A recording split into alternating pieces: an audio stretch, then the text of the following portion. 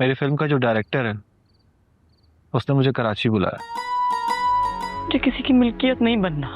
तुम मत बनो, इनकार कर दो। अरे इसकी शादी होने वाली है, कोर्ट कचहरी जाती हुई क्या अच्छी लगेगी? और वो भी उस मनहूस आदमी के लिए।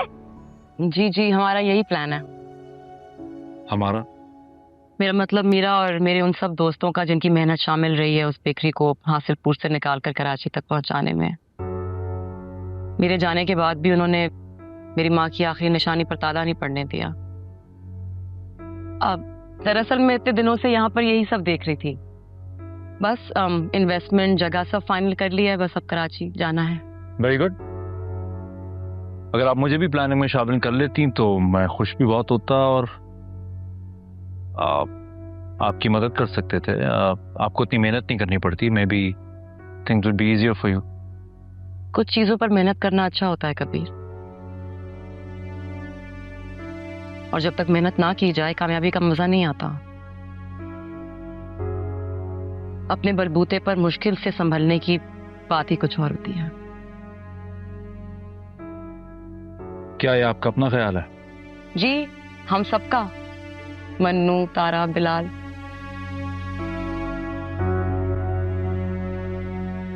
ये आप लोग कहाँ बेकरी वाला किस्सा लेकर बैठ गए?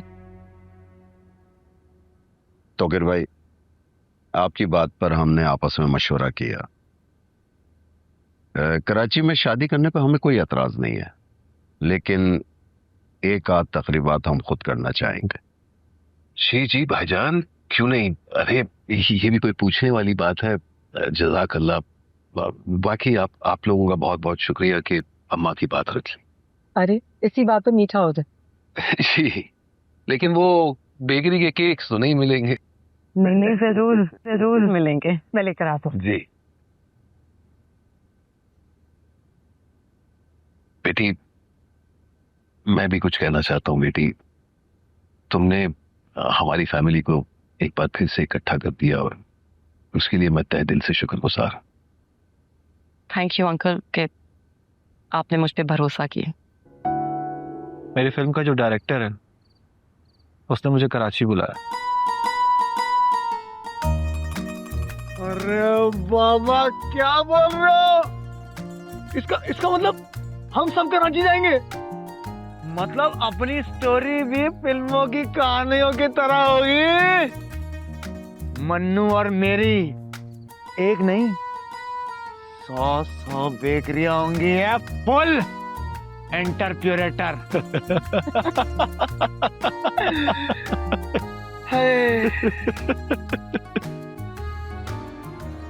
अब तो फुल फिल्मों में काम करोगे तुम बावले भाई।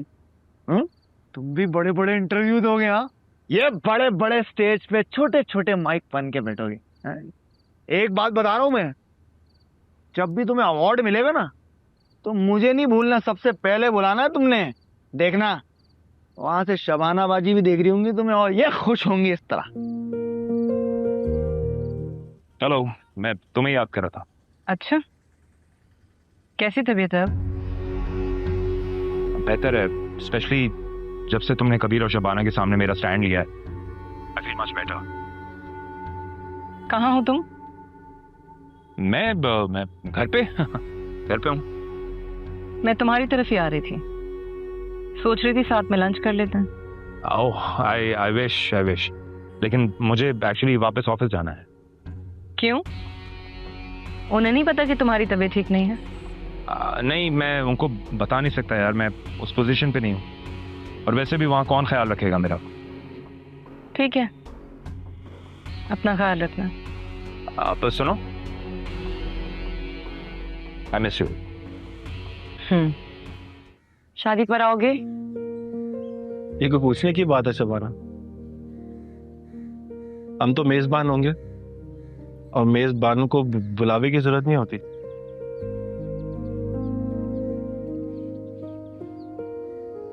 एक और बात भी करनी थी तुमसे। अब ये ना कहना कि तुम सैफी की फिल्म नहीं कर रहे या किताब नहीं छपवाओगे। नहीं, वो तो मैं कर रहा हूँ, लेकिन जो अफसाने तुमने सैफी को भेजे थे वो। क्या हुआ उन्हें? फिल्म उस पर नहीं बन रही। उन्होंने तो बहुत तारीफ की थी। एक सेकंड, क्या वो तुमसे अपनी कोई कहानी लिखवाना चाह रहे हैं? नहीं नहीं, कहानी मेरी। फिर वो तुमने पढ़ी नहीं है। असल में मैं चाहता ही नहीं था कि तुम पढ़ो। क्यों?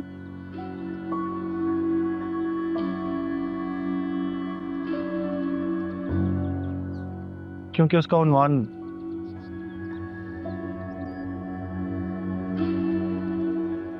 सिर्फ शबाना है।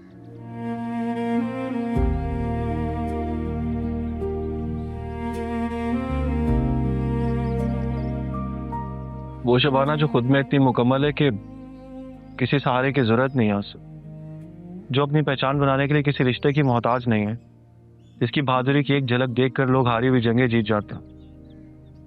वो शबाना जिसकी हिम्मत से टकराकर इस समाज के सारे कायदे, सारे कानून पाश हो जाते।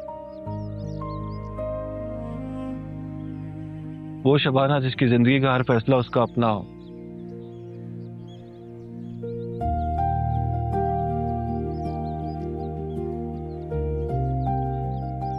अल्लाह तुम्हें कामयाब करे। तुम्हें भी। मेरी जिंदगी का सबसे बड़ा अलमिया है कि मैं अपने अब्बा जैसा नहीं बन सका, और वो हमेशा कोशिश करते रहे कि मैं उनके जैसा बन जाऊं। इतने सालों से हमने कभी इस पर बात भी नहीं की। उनका डर और मेरी ख्वाहिशात आपस में टकराते रहे। मेरे अफसाने, मेरी शायरी, इसी टकराव का नतीजा। आपकी लिखाई ने दिल जीत लिया है। मैंने एग्रीमेंट बनवा लिया है, एडवांस भी आपको कर देता हूं, मगर मेरी एक रिक्वेस्ट है आपसे। जी फरमाइए। कुछ ऐसी बातें सुनाएं जो इस किताब में लिखी हुई ना हो।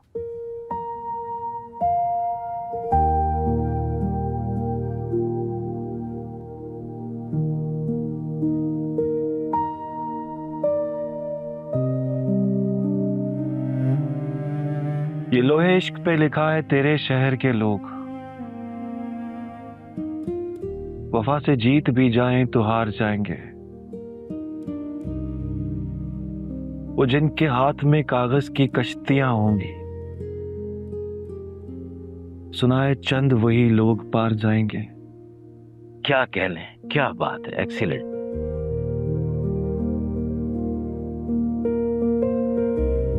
अपने नाम की तख्ती लगाना चाहता है मेरे सर पर, ताकि दुनिया को दिखा सके कि मैं उसकी मिल्कियत हूं, जैसे हमारे बाप ने किया। अपना नाम हमारे सरों पर चिपकाकर चले गए ना। खालू, मुझे किसी की मिल्कियत नहीं बनना।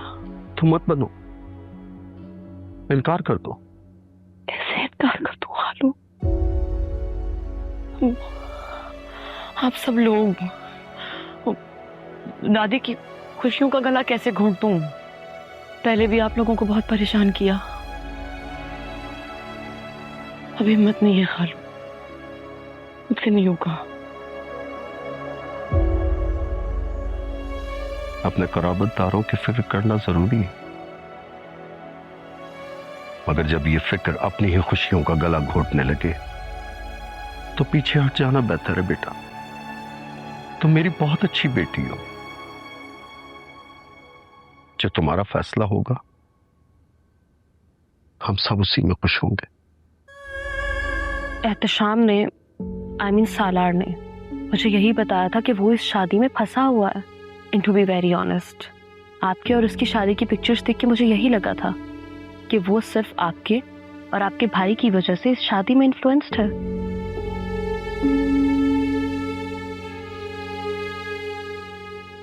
देखकर तो मुझे तुम पढ़ी लिखी लगती हो।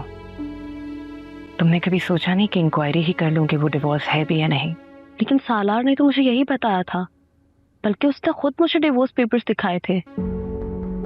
आप 1 मिनट वेट करें, मैं सालार के सामान में चेक करती हूँ, शायद मुझे मिल जाए। Just wait here.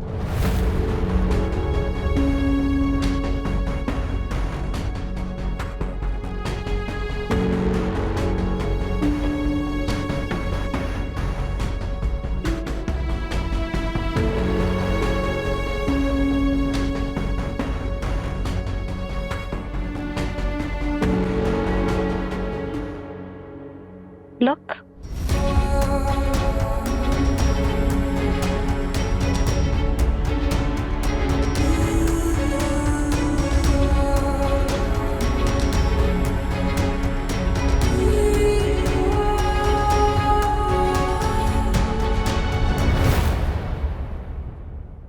इतना कमसर्फ इंसान है ये। आपकी सोच से भी ज्यादा। मैं तो अब ये सोचकर परेशान हो रही हूँ कि जो मैंने अपने भाइयों को बाहर से बुलाया है अपनी शादी के लिए, मैं उनको क्या मुंह दिखाऊंगी? मुंह दिखाने के काबिल तो अब सालार नहीं रहेगा।